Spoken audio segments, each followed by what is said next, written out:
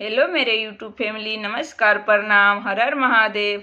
मैं रूबी कुमारी आप सभी को अपने यूट्यूब चैनल पे स्वागत करती हूँ। जो लोग मेरे चैनल पर नए हैं प्लीज़ मेरे चैनल को सब्सक्राइब कर दीजिएगा। आप सभी के बीच में एक चैती नवरात्रा की गीत लेकर आई हूँ। आप लोग मेरा पूरा गीत सुनिएगा। अगर मेरा गीत पसंद आए तो प्लीज़ एक लाइक एवं शेयर कर दीजिएगा। आप लोग फुल वॉच करके मेरा गीत सुनिएगा और कमेंट बॉक्स में जय माता दी लिखना आप लोग मत भूलिएगा। चलिए मैं सुनाती हूँ। निमिया झर गईले पतैया हो नायली मोरी मैया, निमिया झर गईले पतैया हो नायने मोरी मैया, निमिया झर गईनी पतैया हो नायनी मोरी मई। खोजता खोजता हम माई हर में गईनी, खोजता खोजता हम माई हर में गईली।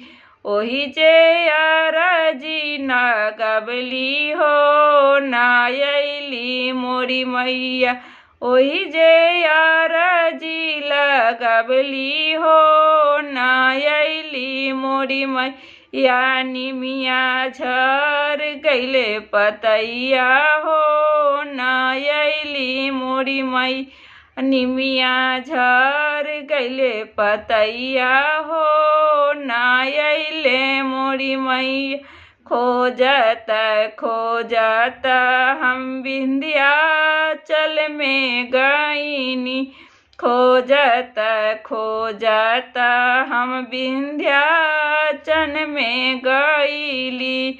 ओही जे चुनरी चढ़बली हो नायली मोरी मैया, वही जे चुनरी चढ़बली हो नायली मोरी मई, निमिया झर गईले पतैया हो नायली मोरी मैया, निमिया झर गईले पतैया हो नायले मोरी मैया। खोजता खोजता हम तारा चंडी गईली, खोजता खोजता हम तारा चंडी गईल। लाले ओढ़हुल चढ़बली हो नायली मोरी मैया, लाले ओढ़हुल चढ़बली हो नायली मोरी मैया, निमिया झर गईली पतैया हो नायली मोरी मैया, निमिया झर गईली पतैया हो नायली मोरी मई। खोजता खोजता हम काशी दुर्गा कुंड गईली, खोजता खोजता काशी दुर्गा कुंड गईली। गंगा जलवे से चरण पखनी हो नायली मोरी मैया, गंगा जलवे से चरण पखली हो नायली मोरी मई, निमिया झर गईली पतैया हो नायली मोरी मई।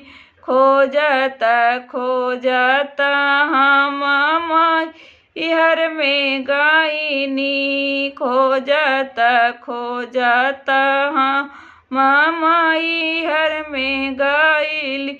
चौरिया चंदना चढ़बली हो नायली मोरी मैया, चौरिया चंदना चढ़ली हो नायली मोरी मैया, निमिया झर गईले पतैया हो नायली मोरी मैया, निमिया झर गईली पतैया हो नायली मोरी मई।